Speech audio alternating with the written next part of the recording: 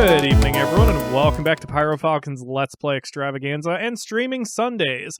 If you are watching this on YouTube, you should join us on Hitbox every Sunday at 8 p.m. Eastern, and that's hitbox.tv/PyroFalkonLPE. A link is in the video description. This week we are resuming, Deathless, The City's Thirst, a choose-your-own-adventure novel which is available on Steam. A link to the game is also in the video description.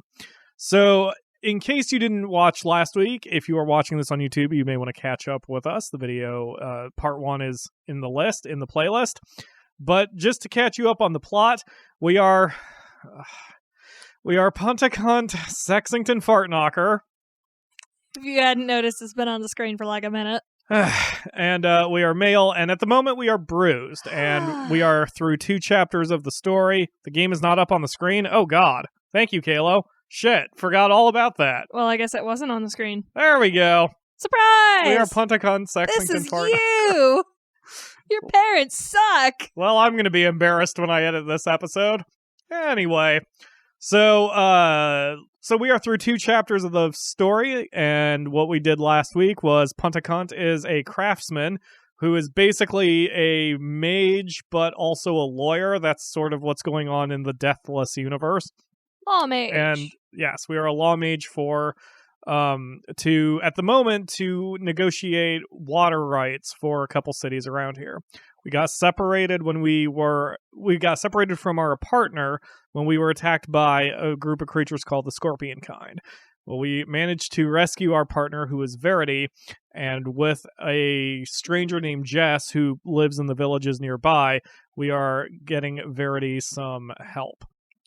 Just go watch the other show first. Catch yourself up. Yeah, that might be useful. A lot of shit But happened. if you are watching this on Hitbox, as last week, we are playing this with audience participation. So every time there's a choice to be made, I'll throw it to a poll. You guys will have a minute to vote, and we will just go with whatever happens to be the highest vote. I will break ties, but if there are no ties, I will not vote, but the Akamura will be voting. And she's been good. She didn't buy the game.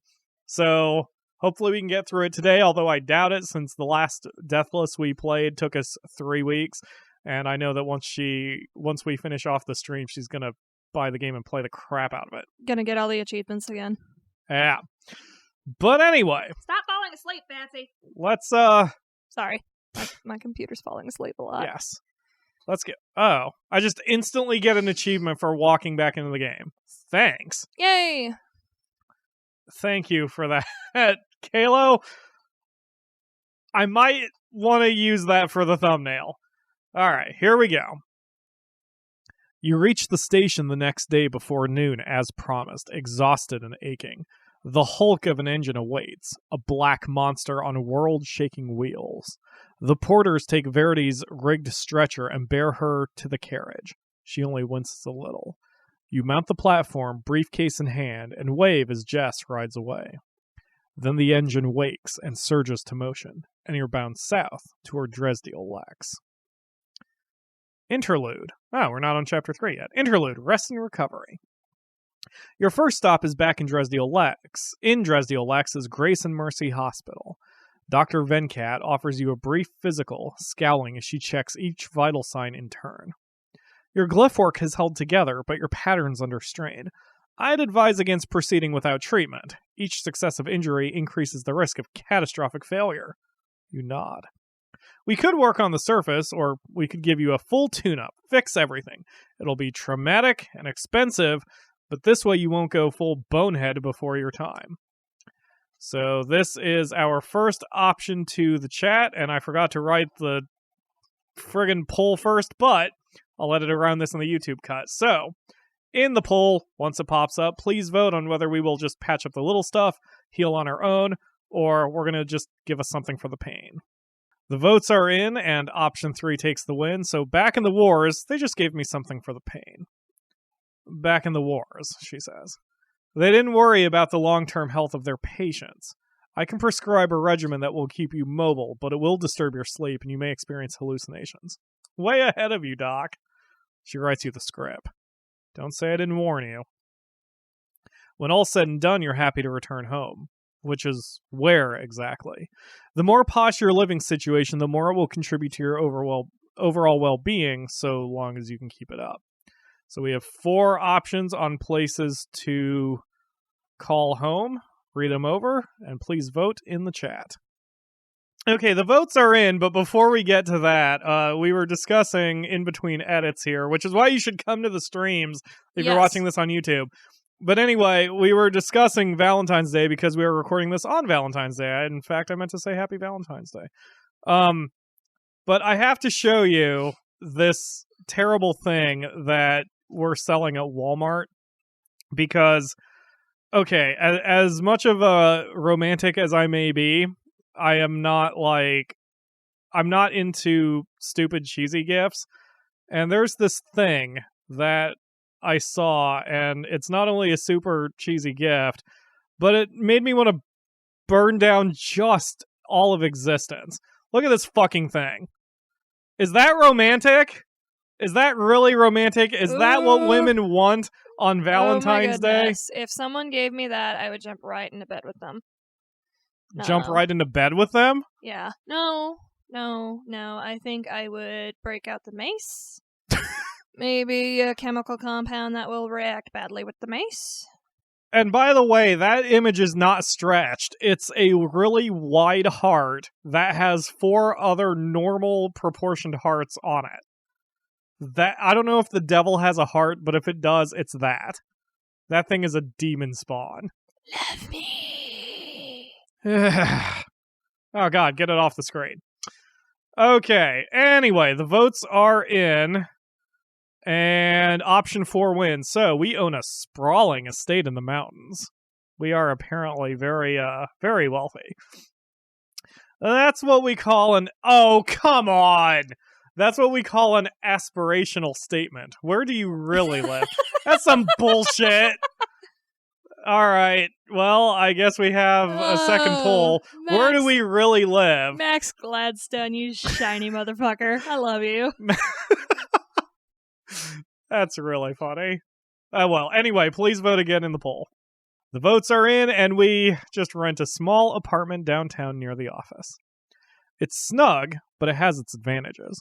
Among them, a nice view of Sinsilva pyramids towering 80 stories above the lesser flanking skyscrapers. Crystal shards hover overhead. The fortress offices craftsmen and craftswomen brought to Dresdiel Lex during Liberation. And the restaurants nearby are top-notch. Dresdiel Lex dances down the months. What? Dances down the months? Whatever. Crown jewel of the craftwork world. A desert oasis where even stray dogs have enough to drink. None of this would have been possible without the water you secured for RKC. Gods once made this city livable. You've taken their place. For a few weeks at least, you're left to your own devices in your cramped downtown apartment. How do you spend your downtime? Read those 4 options and then select one in the poll. All right, the poll is done, and option 3 wins. We scheme for our own advantage. In this world, we have to look out for ourselves, and you look out for yourself with extreme prejudice. You don't break the law or betray RKC, but if you stay on the lookout for opportunities to line your pockets, you'll find them. Your dreams are not pleasant. Wardens come one night because your screams wake the neighbors. It's not a bad life, but eventually work intervenes. Chapter 3, Homefront.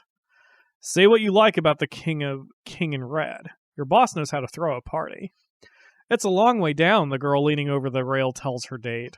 She's wearing a dress that looks spun from diamond. Her date sports white tie and tails and a domino mask, and she kisses her. World's Edge cliffs plummet 400 feet to jagged rocks and surging sea foam below. The Pax rolls away west, a surging starlit ocean. Water everywhere, and not a drop to drink. Good thing the King in Red's arranged for an open bar. Yay, decadence. There's a reason to celebrate.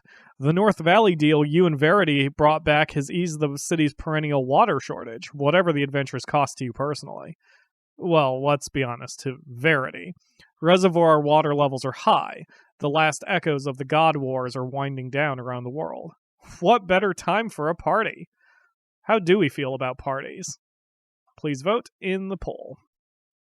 The votes are in, and the winner is option 2. Any time is the right time for a party. I kind of agree. You did your time. You fought your battles. You fight them still out on the high desert and in the courtrooms of Dresdiel Lex. Why not enjoy yourself? The King in Red's villa sprawls over the World's Edge Peninsula. Mission architecture more ostentatious than any Iskari mission ever was. Columns trailing vines, mosaic floors sparkling with jewels, pools lit from within. 3 nymphs cavort in a fountain of water, the champagne ones reserved for drinking. In Dresdiel Lex, water says wealth like jewels and real estate never could. Everyone's here. Everyone. You've seen the entire board of Red King consolidated at one point or another this evening, and half the Chamber of Commerce. Considering the moans you've heard from the secretarial pool at the prospect of trying to assemble any subset of these jokers at once, the guest list itself is a minor miracle. If there were gods around to work miracles anymore. What are you wearing, out of curiosity? What are we wearing, guys? Let me know in the poll. The votes are in, and there's a tie between option 1 and option 4, and personally, I look damn good in a suit. It's the only time I think I'm above a 4. And that's out of 10, the Akamura, 4 out of 10. You mean a 4 out of 4? So we're going with a suit. This is, after all, a professional event. Pinstripes and strong lines and good leather shoes. The girl's date leads her from the rail to the dance floor. The band plays a fast salsa rhythm. She kisses her, and then they're lost among the crowd. You look south to the city. Dresdiel Lex sets the sky on fire. No sense staying here with the burning and the dark and the water you can't drink. How will you amuse yourself? So what should we do to amuse ourselves? Please vote in the poll. The votes are in, and we have another tie. I see a blackjack table set up by the bar, or I see a bar set up by the blackjack table. Okay, if I was playing this myself, I would probably choose the blackjack table one, because as we were just talking during the edit, which is why you should come to the streams if you're watching this on YouTube, I actually want to go back to a casino, because I did pretty well at blackjack when I last gambled when I think I was 21. But I think it'll be more hilarious if we have a drinking problem. So, I see a bar set up by the blackjack table. You shoulder through the crowd to the bar and ask the bartender to make you something special. 4 arms reach for 4 different bottles, and soon the bartender's juggling 3 glasses, 2 of which are on fire. I'm already happy. Some minutes later, he hands you a tumbler half full of a cloudy liquid that smells like good leather and changes color when you hold it at different angles to the light. I want some of what he's having. It tastes damn good. In fact, you think you missed one of the subtleties, so you order another. And you didn't appreciate the overtones of that one, so you order a third. I have a problem! By the time you leave the bar, the stars are brighter, and so are the sprites bound in the hovering lanterns. I no longer have a problem, I have a solution. And so are the smiles on passing people's faces and the sweat on their foreheads. What a pleasant party. Everyone's here. You glimpse Verity Chen talking with a few craftsfolk and Kelethers, I guess? Kelethris, Albrecht, and Owl. Oh, those were characters from the first one. Yeah, I think that's Ashley Wakefield's team? Yeah. But Chen wasn't Verity Chen, was... No, that was Cassowary Chen. So I wonder if Verity's a sister or a... Cousin, maybe? Cousin or a daughter, who knows? Because I know Cass Chen worked for, depending on how you played, Varkath Nebuchadnezzar Stone Vega. Neat. You haven't had a chance to talk with her, Verity, that is, since your Northern Adventure. Not to mention all the RKC brass. The King in Red's around somewhere. You can hear his laugh like boulders crashing together. But you can see Damon Ostrakov, RKC's usually reclusive, paranoid head of security, and Alana Metzachol from the Pipeline Division. Metzachol's masterminded most of your northern forays. The more water you find, the more pipes her division gets to build.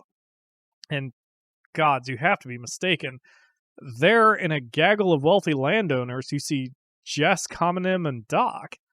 Jess is dressed in a clean, stiff ranch shirt, looking as uncomfortable as you've ever seen him. docks in the middle of an earnest, tense conversation with Cal Bahumek, a DL land baron. Whatever they're discussing, it doesn't look pleasant. But before you can see more, the crowd closes around them. So how do we react to that? I am typing a fifth option in the poll. Please vote now. Votes are in, and option 2 and option 5 have tied. Well, let's get more drunk. I am not feeling social. Time for another drink. The bar is emptied since you were last here. The bartender smiles with both mouths. What'll it be? What will it be? Apparently we can even drink what we drank before, but don't let that influence you. Please select one of the 4 options. The votes are in, and there's a 3-way tie for the first 3 options, so make one of those ones you made me before. Make glasses be set on fire. He grins with both his mouths. Before long, your next round rests before you. Its colors shift, welcoming. You raise the glass to your lips, but before you can drink, you hear a voice behind you. Fart knocker! Just who I wanted to see. You turn. Damon Ostrakov stands behind you, ghoulish under party lights. Ostrakov is tall and snow-pale, with cheekbones like cliffs and a widow's peak that would do a mountain proud. Tonight, he wears a black suit. In fact, as far as you've heard, he wears a black suit every night. Until this moment, he was unaware he knew your name. We must talk. Follow me. Creepy or not, he is a board member. You follow him to the party's edge, where the creeper-veiled trees of the King in Red's estate press against the crowd's lit festivities. I have wanted for a while now, Ostrakov says, in the shadow of trees, to congratulate you on your success with the North Valley Pact. This is not a time for that conversation, but my desires in this regard are known, and they will offer us cover. You wait. You may have noticed this party's guest list is inclusive. Everyone who's anyone, you say. The group portrait will be hell. Ostrakov does not notice your joke. Such a guest list presents an opportunity. If undesirable elements wish to, let's say, attack, they would never have a better chance. I have reason to believe such an attempt is underway. My organization may be compromised. If you can intervene, find and remove unwanted guests, I'll see that you're rewarded. It's interesting. I didn't realize we'd be drafted into a special ops team, but we have 4 options for response. Please let me know which one you want in the poll.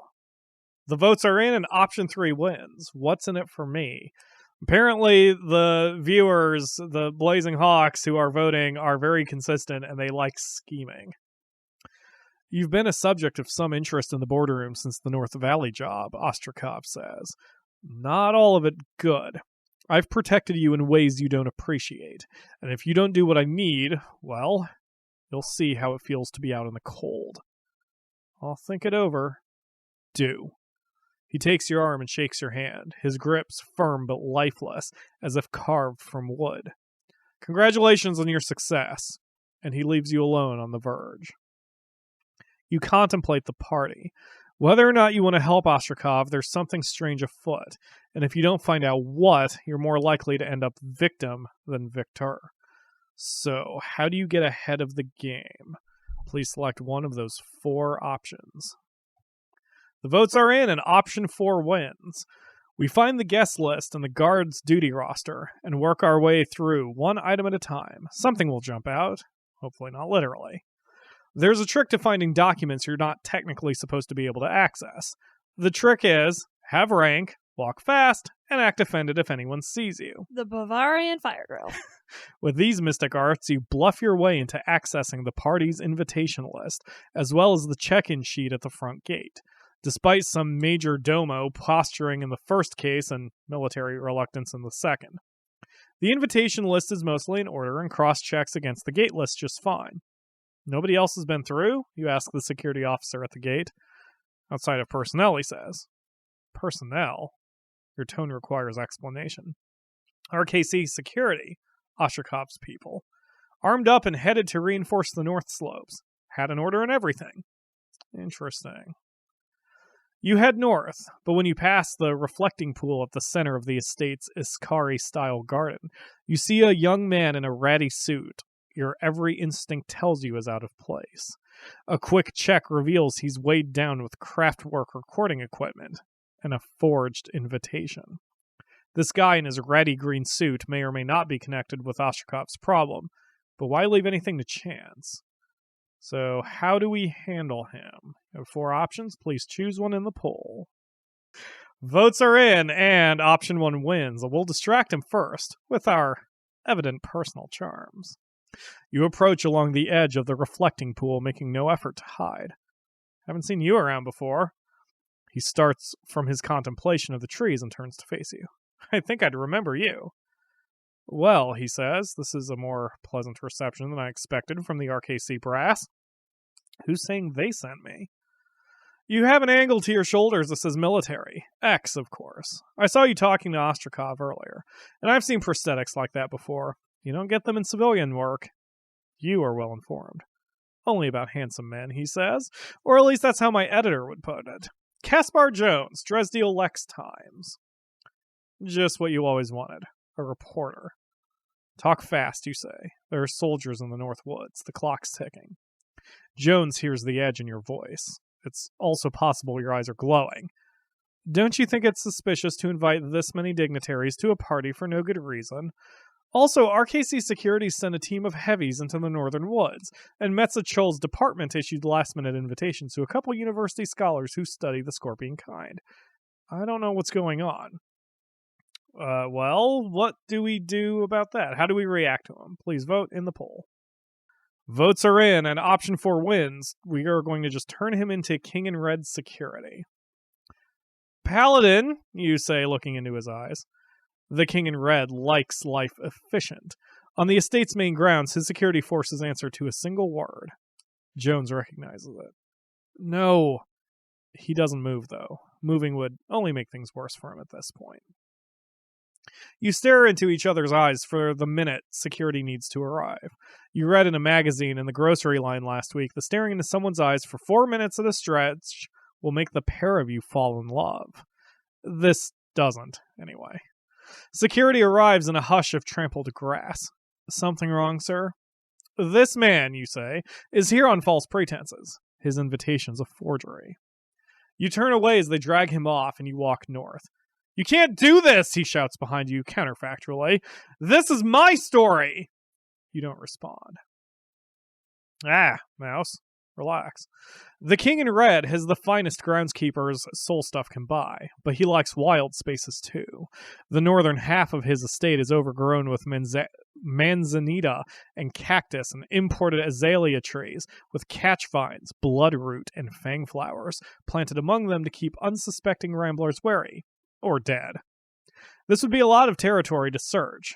Fortunately, you know about the hole in the defenses. That, plus your general knowledge of the territory, helps you figure the scorpion kind's angle of approach. You find the place fast enough. A low cleft in the rock which might have been a sunken river back when there were rivers there. Anything approaching along this path won't be visible from afar, but it's exposed to attack from above. Moonlight silvers rock and deepens shadows. You crouch behind a boulder, still your breath, and watch. Wind shakes manzanita, and near the slope's edge the leaves ripple and twist as camouflage adjusts to the changing environment. Those must be Ostrakov's soldiers, crouched, facing down into the cleft, ready to attack. And there, down the millennia dry riverbed, comes a line of scorpion kind, led by a girl in a diamond dress and her date in white tie and tails. The couple from the cliff. Small world. This, then, is the attack Ostrakov was worried about. But the scorpion kind aren't dressed for war. They bear no weapons. Their carapaces are decorated with peacetime sigils and rust-colored paint. This is a delegation, not an attack. Whatever's going on here, Ostrakov has sent soldiers to stop it. Ostrakov's men on the hill are ready. Metal shifts against rock. You know that sound. Readying weapons. Aiming. How do we handle this situation? Please vote in the chat.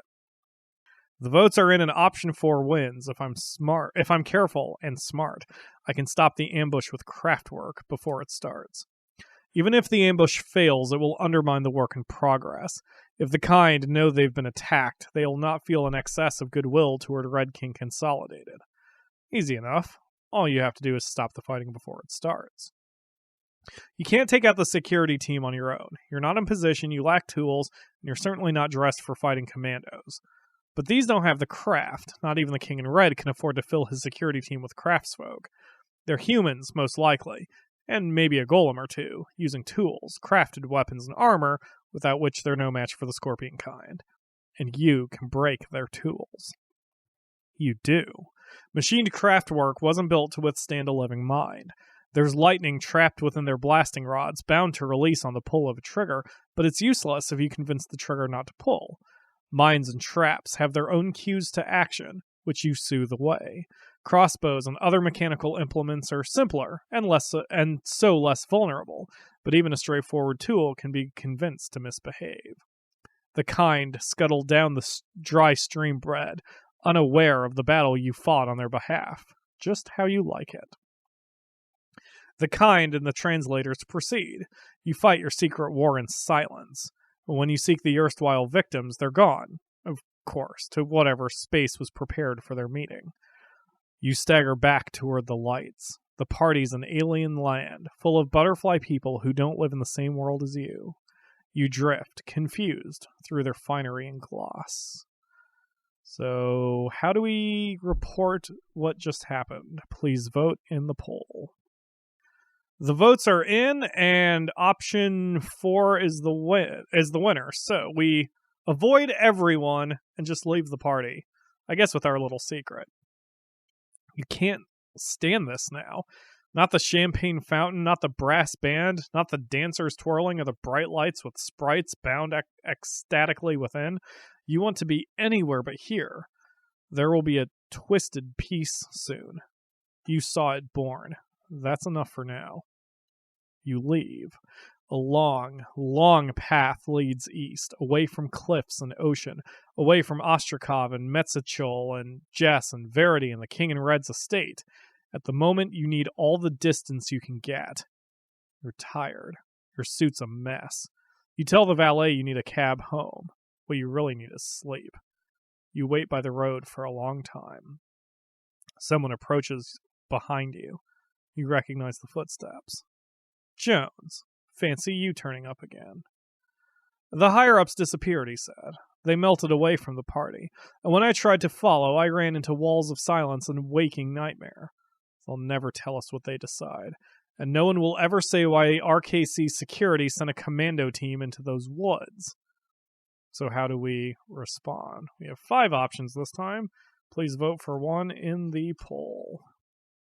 The votes are in, and option 4 wins. He's talking too freely. I bind him with craft. You turn, and the world flashes black. You hold him in your grip. Bands of shadow wrap his limbs. I'll tell people, he says. I'll write it in the paper. Front page of the Times. We need to get the situation under control. Please vote how? In the poll. The votes are in, and option 4 wins. Let's make a deal, you say. You tell your story, leave me out of it, and I'll owe you a favor. I'll take that deal. Good, you say. It's the best you'll get. He doesn't answer. Your cab arrives, and you get in. World's Edge shimmers behind you, and past it, the packs. Rock breaks off those sheer cliffs sometimes and falls into the sea. Someday the King in Red's whole estate will fall, all of it shearing off at once, eaten by the waves. You wonder if it'll be worth remembering. Next chapter, Interlude, War and Peace. Your first stop is... let's get the options off the screen. Your first stop back in Dresdiel Lex is Grayson... Wait, what? Oh, okay, we're just going back there. Your first stop back in Dresdiel Lex is Grace and Mercy Hospital. Dr. Venkat sighs when you walk into her office. You again. You nod. You know the drill by now, Venkat says. Do you want cosmetic work or do you want the full tune-up? So we have 3 options here. Apparently... Wow, all three of those options are very small. It seems like we're not worrying about the full tune-up anymore. So, what do we want for our next treatment here at the hospital? Please select in the poll. Votes are in, and option 3 wins. We're just taking painkillers. You should ease off, she says. Just because you don't feel any pain doesn't mean the wound's healing.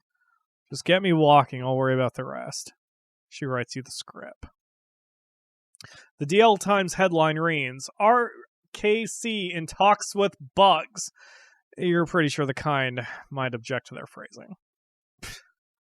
It sounds like it's a racial slur for the scorpion kind.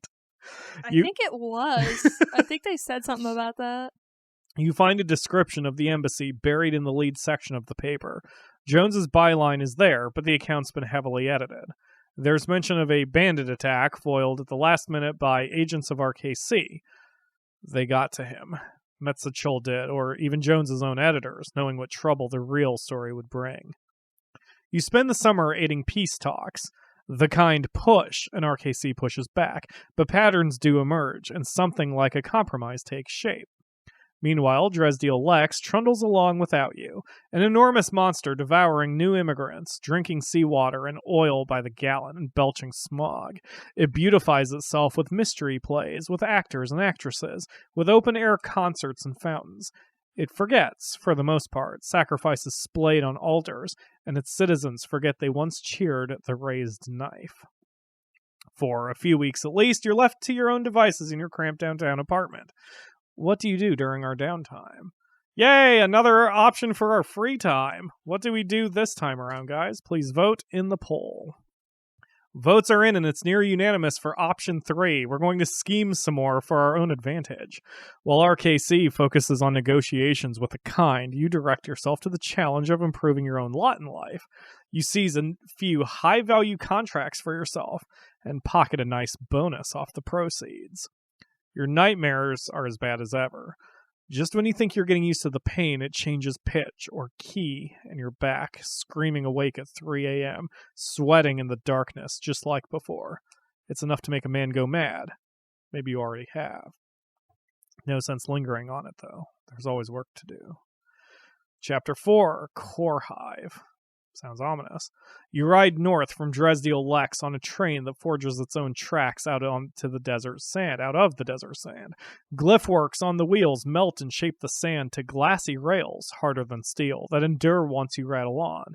This is a war train. It marks itself on the landscape. That visual is freaking cool. It's awesome. For all its marking, though, this landscape isn't yours. To human eyes, you're passing through a cracked and blasted flat, spotted with cactus and stinking pools of poison water. Staring at the horizon makes your eyes hurt, which is the clue there's more work here than human eyes evolved to manage. The horizon wiggles and shifts, but if you were closer to the ground, if your eyes were further apart, if each eye were sixfold, like the kind's eyes are, you'd see a different country altogether. Sanja back at RKC showed you a scout's drawing once of what the kind see when they look at their own land.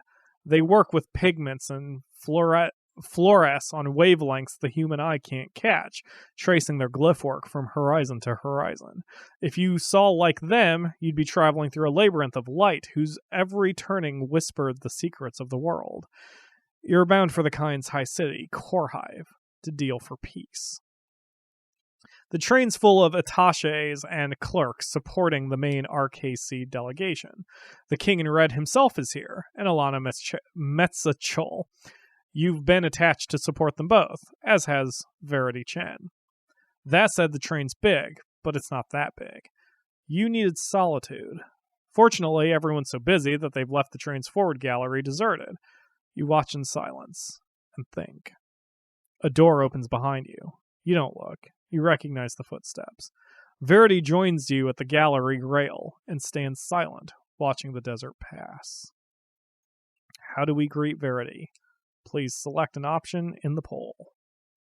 The votes are in, and option 1 wins. We tell Verity it's beautiful. It's barren, she replies, without looking at you. No water, no green. You could say the same about Dresdiel Lex. In the city, we have buildings at least, and we pipe water in. The scorpion kind have their own art, you say, their own construction. It's hard for humans to see, that's all. And as for water, you know as well as I do, the water's all stuck underground. There's a rich aquifer under the soil. She leans into the rail. Her forehead touches the glass. And we have to get it out. You turn to her. You're nervous. She tucks her hands in her pockets. Yes. This is my first peace talk, you say. Peace wasn't exactly my specialty back in the wars. Her head dips. She then forces herself straight and stares into your eyes. Hers are clear and dark. We need water out of this deal, not more war. I just want everything to work out. So how do we respond to her this time? Please select an option in the poll. The votes are in, and option 1 wins. We're going to encourage Verity to be honest with herself. What do you mean by that exactly? She grins. You really do ask the easy questions. You wait. I don't care about sovereignty. I don't care about suppressing the natives or whatever the asshole editorialists write in the papers back in DL. Our city needs water. Our work here will help them get it, but we'll deal fairly for it. She looks a bit surprised at her own words, as if she didn't know what she'd say before she spoke. That surprise tightens. I'll go. We have a lot of prep to do before we arrive. You watch her leave. Her shoulders look straighter, but she leans forward, as if into a wind. Man, that's a beautiful line. Tomorrow morning will be a rush of final preparations. How do you want to spend your few remaining hours? Please make that decision in the poll. The votes are in, and we have a tie between option 2 and option 4. Let's stick with our alcoholism theme. There will be stress enough when you reach Core Hive. Let others race about in last-minute preparation. You'll steady yourself in the dining car by the westward window and watch the sun set over the wasteland. The bartender's seen your look before. She pours you what you ask and stays out of your way until you start talking. She's from the Skittersill, born and bred, and lost her brother in the wars. She flies kites, the big ones, like they have in the Shining Empire, that go so high up you need a special rig to guide them from the ground. In the sky at their greatest height, they look no bigger than your thumbnail. It's a good talk. You're only a little unsteady hours later, and when you make your way, with the wall's aid, to your compartment. You enter your compartment and close the door. The lights are off. The compartment's narrow. A bed barely wide enough for you to lie on your back. A writing desk folded up against the wall. A chair by the window. Someone's sitting in your chair. You might have moved. You might have called out. You might have summoned your craft. But a hand of shadow lifts you and slams you back against the wall. Your mouth's covered. A ghostlight flare burns near the ceiling, illuminating Alana Mezachol seated. She wears a creamy blouse and a pencil skirt. One leg's crossed over another. She taps her hanging foot on empty air, flexing and relaxing her calf. Her smile does not inspire you to make bets on your own longevity. That is a beautiful line. Man, he's a good author. I think we should talk. Shadows trickle away from your mouth. You can speak. Calling for help won't yield any. A blink reveals she soundproofed the room. So what do we tell her? Please let me know in the poll. Votes are in and it's unanimous that we are doing option 4. Long as you're throwing things around my room, care to toss me a cigarette? She raises one eyebrow and one hand. Her purse opens and a cigarette flies out to your lips. Fire flares at the end. You take a long drag and breathe out through your nose.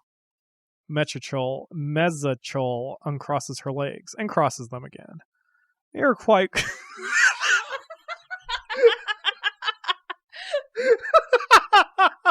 You forgot it! Oh my god. Goodbye tension on the scene. You're quite... God damn it! Fuck. I'm so proud of me. I'm not sure I can get this out without laughing, but I'm going to try. Fartknocker, fartknocker, fartknocker. You're quite cool under pressure, Mr. Fartknocker. I'd be in the wrong line of work if I lost my cool every time some craftswoman started grandstanding, you say around the cigarette. Now, are you going to tell me what this is all about? You're disturbing my beauty sleep. I'd hate to do that. She smiles and raises one glittering hand. The god's blood shines. Sorry. Oh god, I snorted. You're free. You're free. You settle to the carpet and walk to the bedside table and tap ash from your cigarette into the tray. She looks up at you, eyes steady as a tomb. I'd prefer to talk business. So, talk. The kind want to come to terms with us. We're staring peace in the teeth. Peace and enough water to slake our thirst for a few more years of growth. I've done what I can to minimize Ostrakov's influence on this mission, but the King in Red is an old monster. Anything could happen. I need everyone on point. Okay. So we can respond in 4 different ways. That includes keeping the deal on track but lying, or keeping the deal on track and telling the truth about that. That's interesting. So this is probably a pretty definitive choice here, if we pick one of the first 2, since that will affect how the negotiations are going to go. Anyway, please choose one of those responses in the poll. The votes are in and option 3 wins. We've taken kind of a neutral response. You have impressive faith in my abilities. More than you realize, she says. Some craftsmen come out of the wars with fame and fortune, with cities at their feet. The great and powerful found ways to make themselves more so. They chased wealth and sorcery to the highest reaches of potential. That takes a certain sort of mind, suited for a certain sort of task. Others stayed knee-deep in the mud of Ko-Katang, crawled over inch by broken inch of the southern Catholic pampas, carrying ordnance and dying friends on their backs. That takes another sort of mind, suited for another task. Poor and desperate, you say. Sounds like you've been reading my mail. Kitten. I read everyone's mail. I'm kind of glad she didn't say punt to con Sexington rather than kitten. Kitten mittens. So what do you want? For now, peace. I want the scorpion kind to keep as much of their water as we can allow them. I want assurance that they will not trouble my pipeline work. Peace with the kind will reduce need for Ostrakov's booted thugs in the north, which will give me a freer hand in overseeing my domain. We have 4 responses to that. Please select one in the poll. The votes are in, and option 4 wins. We ask, any guidelines as to how? Use your own initiative. You nod. Seal the peace, she says. Make it happen. Is that all? That's all, kitten. A bit of advice. A caution. Pleasant dreams. Mezachol rises from her chair, smooth and unsettling as water flowing in reverse. Ugh. She strides past you without a backward glance. The door opens without her touching it and closes ditto, and you're left alone with the rhythm of the train. Damn, she's hot. She is. You reach Core Hive. I've always said, like, the hottest women in the world are the ones who can kick me in the face. You reach Core Hive at noon. She doesn't even have to kick you in the face. Yeah, I was going to say, she doesn't even have to kick me. She can do the damage without even touching me. You reach Core Hive at noon. The sun burns scornfully in the sky. The powers of the craft, which take starlight and moonlight for their food, stand at ebb. This, no doubt, is why the scorpion kind arranged to meet you here now. Now here. There is no equal footing with a craftsman unless you're another of the same kind and skill, but the noon sun goes some way toward evening the odds. You hope nothing goes wrong. Core Hive doesn't look like much from the surface, which you suppose is the point. From up here it resembles a salt flat, smooth to the horizon, jutted with outcroppings of flat red rock, but the whole place hurts your eyes, and sometimes on your vision's edge the pain resolves into a multicolored maze of meaning and civilization. The baked soil hums beneath your feet. How many kind live below? You'll learn soon enough. Ma, Scarfy's less a Scarfy and more a shawl. You wait by the train with Verity and Mezachol. I keep changing the pronunciation of her name. Mezachol. Roasting in the engine's re-irradiated heat, as if the sun wasn't enough. You spy movement from the nearest outcropping. A small delegation of kind emerges. Carapace markings glint with curves and flames and sharp-edged writing. The delegation stops. One of the kind steps forward. Ms. Mejochol, Ms. Chen, Mr. Fartknocker, I am called Strikesand, and I do not have the most ridiculous name among us. Is your first name Barbara? What is that from? Barbara Strikesand.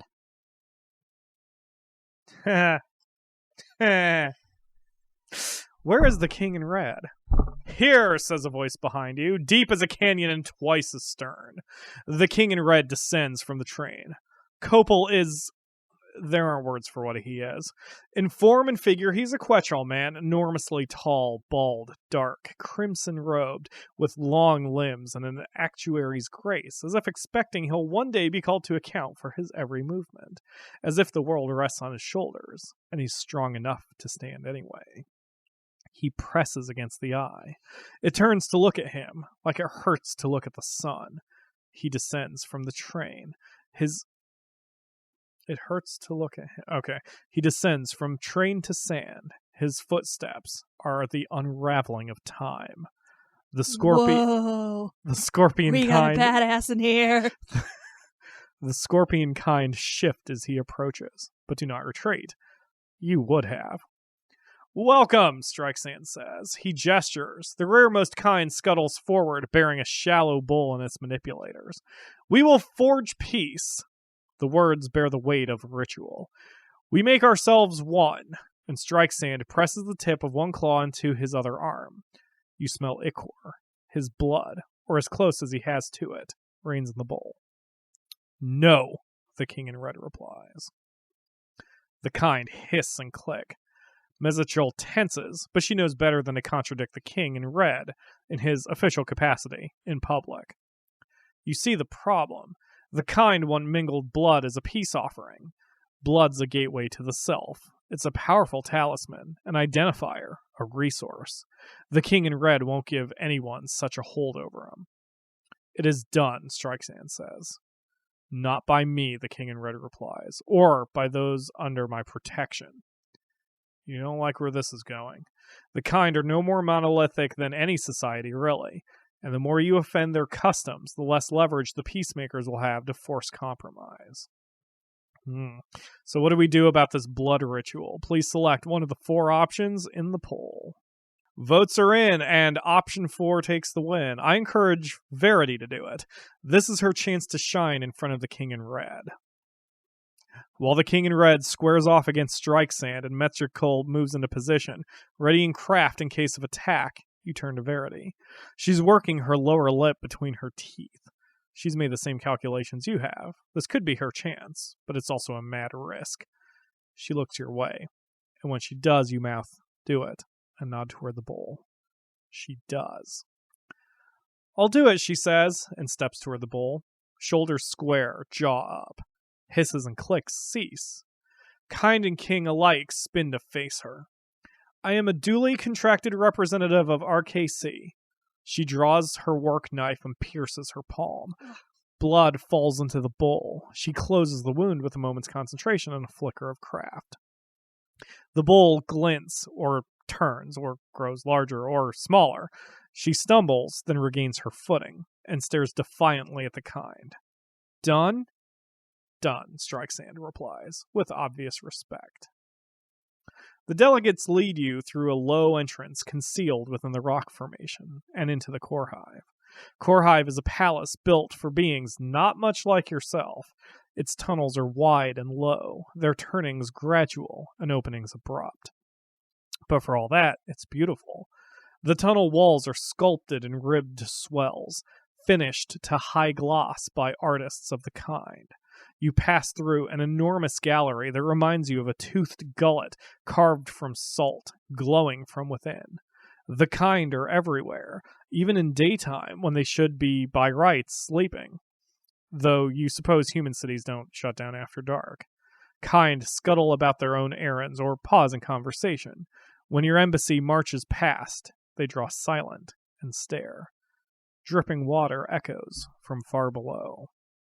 The king in red seems immune to Korhive's inhuman beauty. He walks with eyes straight ahead and hands in the pockets of his robe. Where his eyes fall, even insects shiver. Your hosts show you to your rooms. RKC's advance team did warn you about this part of the deal, at least. The kind regard emissaries as guests, subject to guest rights, and their presence obliges the host to hospitality. If you bunked in the train, it would be it would shame the kind who want to meet with you. The bull and blood weren't part of their belief. The bull and blood weren't part of their brief.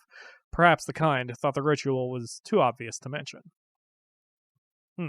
How do we respond to, I guess, just our rambling thought? Please select one of those 4 options in the poll.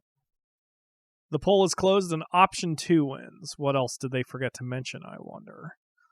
Not much, you hope.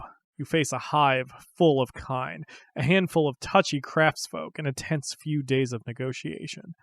Too many bad words fit after surprise. Attack, for example. Hells, even party, might send this crowd reaching for their weapons. Your room seems comfortable, if eerie. Your hosts must have come across or been furnished with a magazine woodcut illustrating a roadside motel because they've recreated one inch for inch out of smooth lacquered stone. Bed with bedspread, end tables, toilet, desk, chair. They even roughed the stone to provide a carpet-like texture somehow. Out of compassion, they have, however, supplied a real feather duvet. Just don't ask where they got the feathers.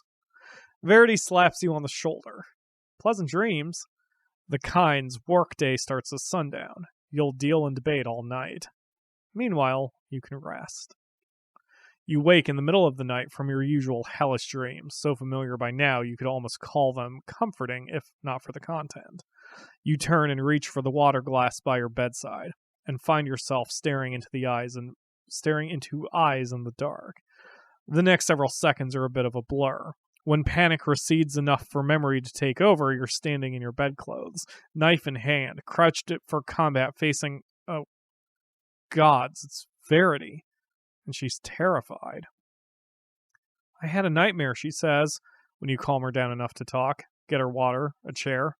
Not the normal kind either. I was outside my body, drowning in a pool filled with chattering voices, and the voices wanted to get inside me or pull me outside myself, or both at once. And you've never had a dream like this before. Her answering expression suggests she's just adjusted her previous estimates of your intelligence downward a fair margin. I inventoried my nightmares in the schools like anyone. I know my own fear's shape. This is new. You drink water and it doesn't help. She asks, you think it's something to do with the blood? We have 6 options this time. Okay, Hawks in the chat, please read over those and then vote. I'll let this poll run a bit longer since there are so many, but please vote in the poll when you're ready. Votes are in and option 2 wins.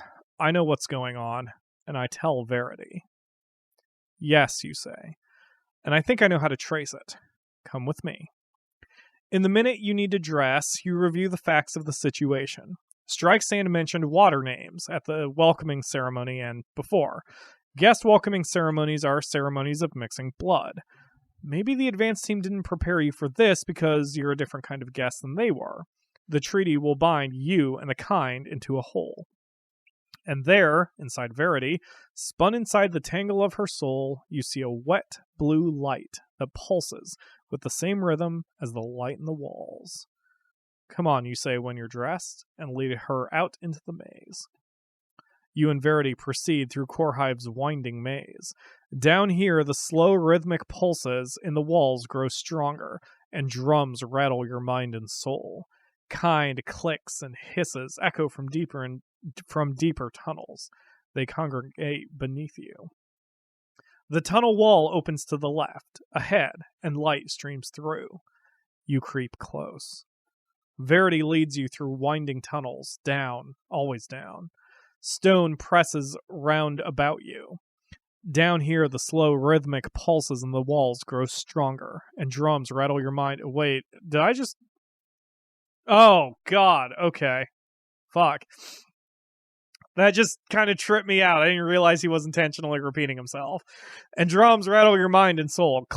Kind clicks and hisses echo from deeper tunnels. The bugs congregate beneath you. The tunnel wall opens to the left, ahead, and light streams through. I wonder if this was a mistake. Like, I wonder if this was a mistake or if he's intentionally repeating himself. Do you have a guess? Like, to me, it almost feels like he made a mistake and this is one big typo that he accidentally copy and pasted twice or something. Not rhetorical, the Akamura. I'm reading. Anyway, you creep close. The cavern beneath is so broad that its outermost edges are lost in haze. Not in shadow, no. Light fills the cave. Kind gather on the edges, like the one you occupy, and their clicking rhythms remind you of prayers, back when people you knew prayed. The kind do not gather on the cavern floor, because there is no cavern floor. Only a pool of water glowing blue in cloud patterns that, as you watch, form into shapes of kind and mountains and streams, clouds and desert wolves, and fractal mandalas you lack vocabulary to describe. A single enormous stalactite hangs from the cavern roof. As you watch, a drop forms at its tip, larger than any drop of water could be, and shining. When it falls, its impact ripples through the pool and produces the echoing noise you mistook for drums. Kind on the lowest level move forward and cast bodies into the pool. Chitinous figures broken with violence or shrunken with age. The water accepts them, swirls around them, and takes them apart.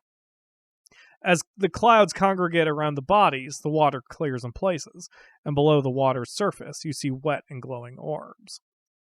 Eggs, Verity whispers. Gods. She's never used that curse, not that you've heard. They draw the water here and lay their eggs inside it. The larvae hatch and swarm and share the bodies and the minds of those who came before. The kind we meet, the ones that move around, they're just an intermediate stage. They're born in the water, and when they die, they return to the water. That pool down there, maybe the whole aquifer, it's alive. It's their god. Scorpion kind confirmed for Monster Loves You protagonists. I was thinking the same thing when I read that. I had immediate flashback to Monster Loves You. If you're watching this on YouTube, you can find that video too on my channel. Search for Monster Loves You. We did that for 2 streaming Sundays. Their civilization spreads through the water, like yours, you suppose, but in a different and incompatible way. You doubt you could drink that fluid below and remain yourself, but this is a huge vulnerability too. By rooting their gods in a physical medium, they've made them strong and flexible, but exposed to. You're staring at a brain denuded of its skull. So how do we respond to this? We have 4 options. I need to fix the poll here, but please respond in the poll which option you would like us to pick. Votes are in, and option 2 has won. Mezechol has pushed for peace all along. She'll use this knowledge gently to nudge the negotiations in the right direction without infuriating the kind. We should tell Mezechol. Verity rolls her eyes. No, you say. Whatever else you can say about her, she does want peace. If we tell the king in red, he might push the kind to the verge of breaking. If we go to Mezechol instead, she'll use what we've discovered gently. Fine, Verity says. You do the talking. She likes you. You ease back from the ledge and retrace your steps up winding passages toward the rooms the kind prepared for you. Your first knock on Mezechol's door invokes as little effect as if you'd struck any other length of tunnel wall. It's me, you say. There's something you need to know. The door swings open. She's hovering a foot above her stone bed on a cushion of air curled on her side. Comforter and sheets cascade from her body to the bed's rocky surface. When you enter, she pushes her eye mask up onto her forehead, stifles a lioness's yawn with the back of her fist, removes earplugs, and knuckles sleep out of her eyes. Her hair is a tangle of reddish-black curls and thorns. You wonder what kind of eyes she has, that she would need an eye mask in a cave several hundred feet underground, or how acute her ears must be to hear your voice through earplugs on a foot of solid rock. I'm awake, she says. Tell me what you want, before I decide I'm hungry. Verity bristles, but keeps her temper in check. You tell your story together, taking turns, each correcting the other on small details. And you came to me with this, Alana Mestchil says. There's no play in her voice now. No scorn or mockery. She's all calculation. She floats to the bed's edge and stands, exhaustion gone as if banished by craft, which perhaps it was. Thank you. I can use this. You should leave. We'll talk later. You don't have to be told twice. The negotiations are a hard night's journey into day. The conference room's comfortable enough, if draconian, chiseled out of solid rock, like your imitation motel rooms, but the chairs are adjustable, and the kind even scrounged up a coffee maker somewhere. You'd rather not think about how. Hard to say whether the deal's going well for your side or not. More precise to call the meeting productive and leave it at that. The King in Red and Metzachol work their good cop, bad cop routine. You hope it functions as intended, since you're not sure the kind are subject to the same affinity-creating techniques as humans. Strikesend and his advisors give as good as they get, and a treaty takes shape. The younger kind click and scowl, but each time they object, their elders return them to the table. After the lunch break around midnight, they at least seem to calm. Cave nights last a long time. At last, when a furtive check of your watch indicates sunrise threatens far overhead, the meeting breaks up. Still, you feel unsettled. Something's out of place. Did you miss an important codicil? It's probably nothing, just a natural reaction out of the sheer quantity of argument you've overheard. Verity stands, cracks her neck 3 times with 3 sharp movements of the head, and rolls back her shoulders with a disconcerting sound of rumpling newspaper. You gather your things. Metzachol catches your eye as she leaves. The King in Red pauses outside the conference room, as at the rail overlooking a salt gallery. He lights a cigarette. Oh god, I just started screwing with the aspect ratio. Okay, we have 4 options here. Please select one in the chat while I make sure the aspect ratio got corrected. Oh yeah, I think I got it corrected. Anyway, please vote for one of those in the chat. The poll is closed and option 4 wins. I visit Metzachil's suite. I know what that glance she shot me means and has nothing to do with the scorpion kind. The craftwork chains and invisible wards that guard Alana Metzachil's door unwind as you approach, and the door opens as you reach for its knob. Knocking, apparently, is an unnecessary art. Metzachil's room is... unlit is the wrong word because you can see it, but lit is also wrong. A strange, pure whiteness issues from the mock motel room's mock window. No subtle gradations here, no shadings from thing to thing. Where the not light falls, it creates geometric sections of illumination, and where it does not, the darkness left is deeper than ink. Metzachol stands in a robe beside the window. Her hair's up. The not light carves the curves and lines of her out of blackness, builds her from suggestion. You wonder how you look to her. Delicious, she says. Do you like the lighting? I thought it would go well with the decor. The door closes behind you. Now, ground rules. I'm interested. This is not a question of emotion, it's a question of need and want. A one-time proposal. I'm not your superior, but I refuse to complicate matters. I'm a craftswoman, you're a craftsman. We'll play as we wish with one another. If either of us wants to stop, that person will simply break this fragile light I've made, and we will stop, directly, and without hesitation. Well, that moved fast. That got creepy. Very kinky, very BDSM-y.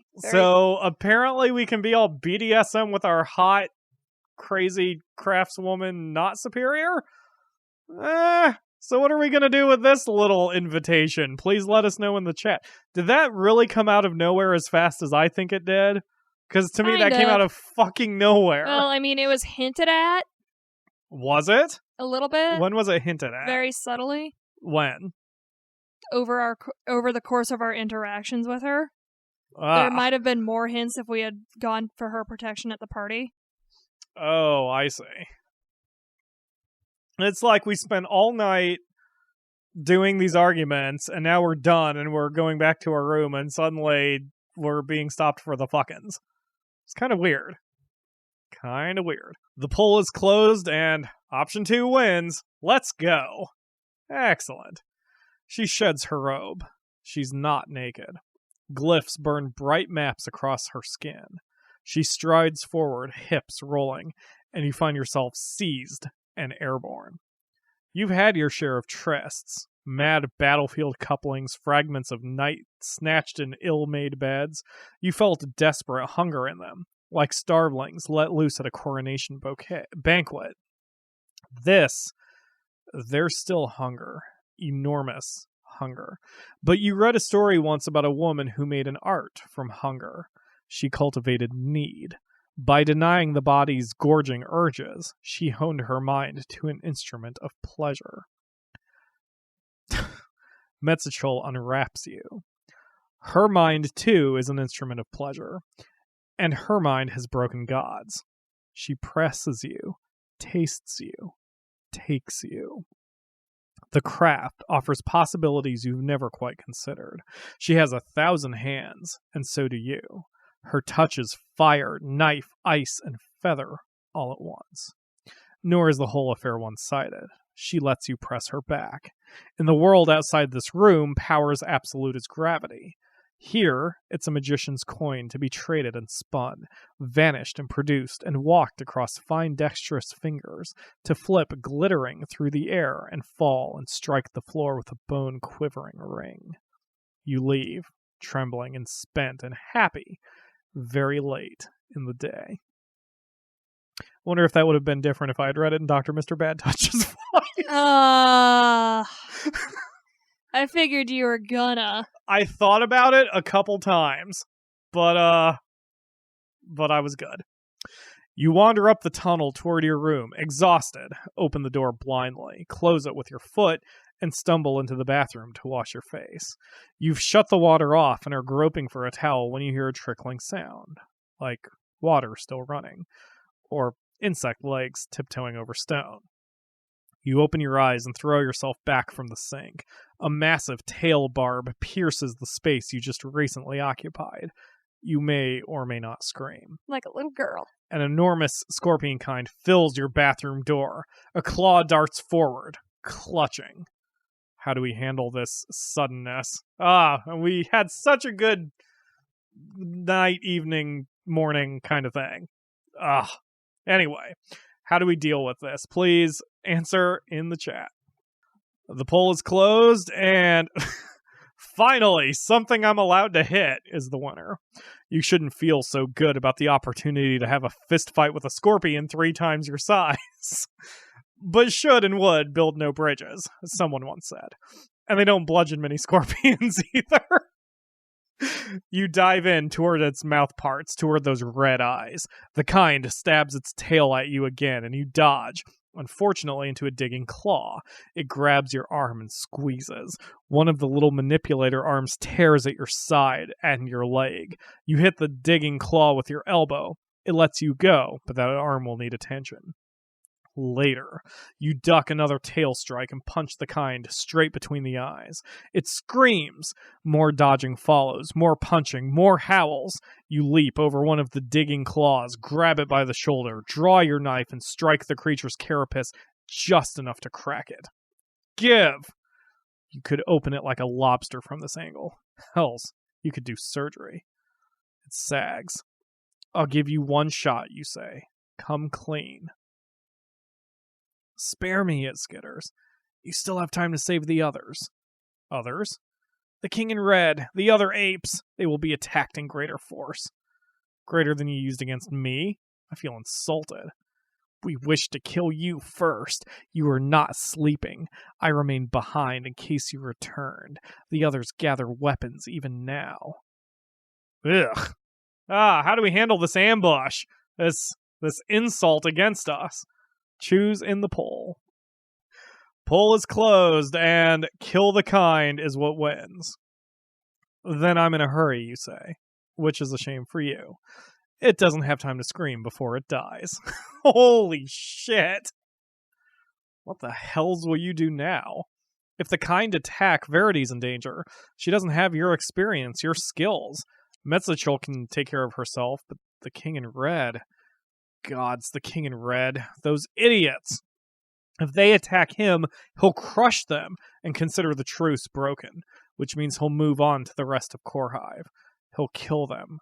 Quickly. Without remorse. With, in fact, a certain amusement. In a certain brutal light, this presents a solution to the entire question of negotiation difficulties. If the kind attack the King in Red, he'll simply kill them, and Dresdiel Lex will end up with the kind's water. All of it. So, this seems like a very important choice too. This time we have 5 options, and I'll adjust the poll accordingly. So those of you in Hitbox, please vote in the poll. The poll is closed and option 4 wins. To all the hells with the King in Red. I say Verity. You sprint down the hall toward Verity's chamber just as you hear stones splinter. Lightning strobes the tunnel dark. You corner hard and find Verity in her nightgown beset by 3 kind. She's not kitted for war, but she's making up for it with sheer ferocity. Fires and shadows, spears of bone, dimensional inversion. Whether she'd have won in the end or not, she's a wonderful distraction. The kind don't see you coming. You scatter them like wheat. She's breathing hard, sweat and ichor-coated, but otherwise fine. They must... Shit, those were the young ones. They must be going for all of us, which means... From down the hall, you hear a laugh so deep it causes stones to shake. Fuck. She runs. You follow. Fire fills the world. The King in Red emerges from his fake motel room. His sorceress armor is all curves and thorns. It bends light and drips with the ichor of his slain foes, who have risen in undeath to follow him. When he steps, the world flexes. He is grinning so broadly you can see the shape of his skull beneath the skin. Hello, he says. Come, let us wake Metsuchul and kill. You have no idea where Verity finds the strength to step forward and say, no. The King in Red blinks. What? Don't. You can see as well as I can. These are the angry kids from the conference room. Corehive government didn't send them. If you press them tomorrow, they'll repudiate the faction, maybe even exile them. You don't want a war because of this. You want the water you can force them to give you. Are you very sure, he says, still smiling, that I don't want a war? She meets his eyes. Yes. He sighs. The fire folds around him like a flower closing for the night. Fine. Let's check on Metsuchul, repair our wards, and get some rest. The parties file in and sit. The negotiations commence.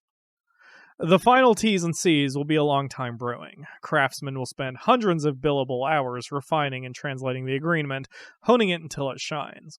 But that's all finishing work. If you were building a house, those steps would be the installation of cabinets and the varnishing of banisters. Today you place the foundation and erect a skeleton of studs. It's a give-and-take affair. Your team presses some points, theirs presses others. By day's end, when the terms are set, you feel like your minds come through a wrestling match. You're not certain which of you got the better deal. Neither you think are they, which is probably for the best. All that is a problem for another time. Now you face a few more days of filling in details and a train ride home to your triumphant return, or something like it. And that is the end of Chapter 4, and that is where we will end for today, since we've been streaming about 2.5 hours, regardless of how long the YouTube cut might be, which is obviously a lot shorter. But if you are interested in Deathless, The City's Thirst, and can't wait another week for the next part, you should buy this game on Steam. A link is in the video description if you are watching this on YouTube. But you should join us every Sunday at 8 p.m. Eastern on hitbox.tv/PyroFalkon LPE, where we do audience participation games like this, and you can even have a hand in the story. So please join us. We have a lively chat where we're talking about all kinds of shit, which you can see in the top right corner there. including the things that, yeah, those kinds of topics. Anyway.